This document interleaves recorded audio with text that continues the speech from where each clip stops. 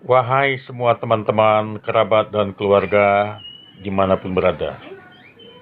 Pada saat ini kita ingin menyapa satu sama lain dengan penuh rasa persaudaraan tentunya di grup ini.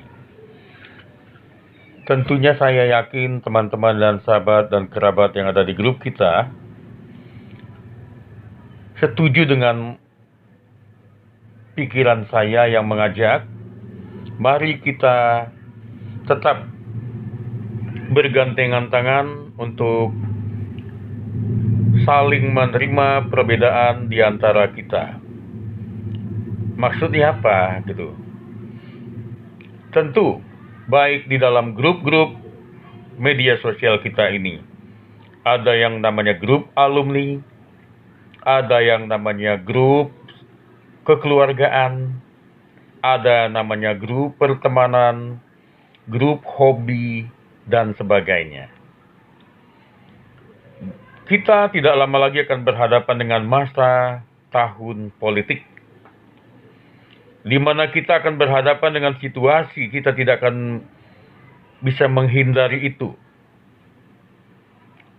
Akan banyak nanti ajakan-ajakan untuk kita memilih kepada salah satu capres, caleg, capar, calon partai maksudnya ya, partai yang akan menang masuk ke dalam parlemen ya, capar. Tetapi itu pun kita semuanya tetap marilah untuk bisa berpositif thinking satu sama lain. Kita tetap akan menjaga persaudaraan sebagai sesama anak bangsa di negeri yang kita cintai ini. Tentu kita tidak akan mau terpecah belah. Tentu kita lebih suka kalau kita tetap menjaga persatuan dan kesatuan bangsa.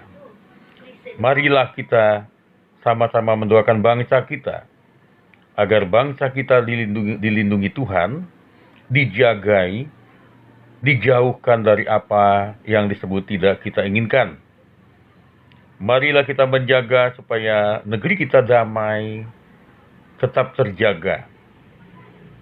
Walaupun di alam ada perbedaan pilihan, perbedaan pandangan politik, perbedaan ngefans satu sama sini. Semuanya itu adalah hak pribadi masing-masing. Semuanya itu memiliki pilihan masing-masing. Semuanya itu tergantung dari keyakinan kita masing-masing. Tergantung dari hati nurani kita masing-masing. Kita tetap adalah sebagai satu kesatuan yang tidak akan terpisahkan. Sebagaimana semangat Sumpah Pemuda yang menghasilkan proklamasi dimulai dari Sumpah Pemuda tahun 1928. Tidak akan ada proklamasi 17 Agustus kalau tidak ada pergerakan pemuda yang menyatukan kita sebagai satu bangsa, satu tanah air, satu bahasa Indonesia kita. Sebelum Sumpah Pemuda, kita tahu bahwa perjuangan bersifat kedaerahan dan tidak pernah berhasil mengusir penjajah. Padahal semua kerajaan-kerajaan melawan penjajah bukan tidak kuat, bukan tidak hebat, tetapi kekuatan itu tidak cukup bila tidak bersatu. Negeri kita ini juga harus kita pertahankan di dalam semangat persatuannya. Tidak boleh ada yang memecah belah persaudaraan di antara kita. Tidak boleh ada yang memecah belah persahabatan di antara kita semuanya. Biarkan dunia tahu, Indonesia kita ini adalah negara yang kuat karena bersatu. Tidak ada alasan bagi kita untuk terpecah belah hanya karena pilihan partai politik. Dan akhir kata, siapapun nanti yang menjadi capres pemenang, caleg pemenang, capar pemenang, pesan kami, jangan cukup hanya mengatakan saya tidak takut kalah. Ada yang lebih hebat dari sekedar saya takut kalah, tidak takut kalah. Yang lebih hebat adalah yang berani mengatakan, saya takut kalau menang tapi tidak berbuat apa-apa. Yang lebih hebat dari sekedar saya tidak takut kalah adalah saya takut apabila menang sebagai presiden atau sebagai wakil rakyat, tetapi tidak mampu merubah keadaan menjadi lebih baik. Setuju? Kalau ada mental seperti itu, Anda baru layak disebut pemimpin kami.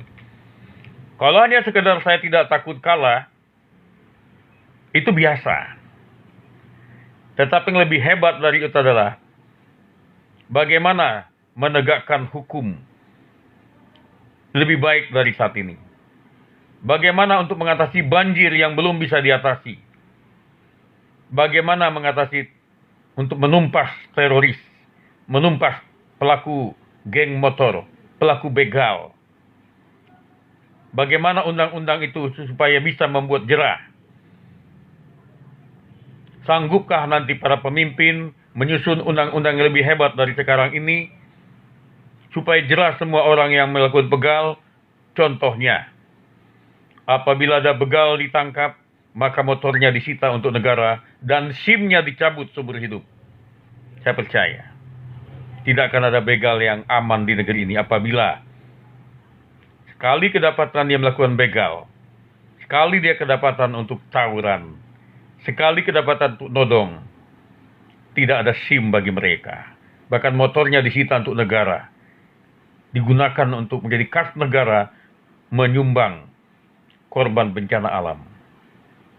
Pasti itu contohnya, maksudnya ada ide gila dikit. Bukannya Anda hanya sekedar menangkap pelaku begal, menangkap pelaku kejahatan, lalu dilepas begitu saja, korban berjatuhan sia-sia. Padahal kita harus tahu, benar menyadari, kejahatan begal ini kejahatan yang tidak biasa, tapi harus luar biasa.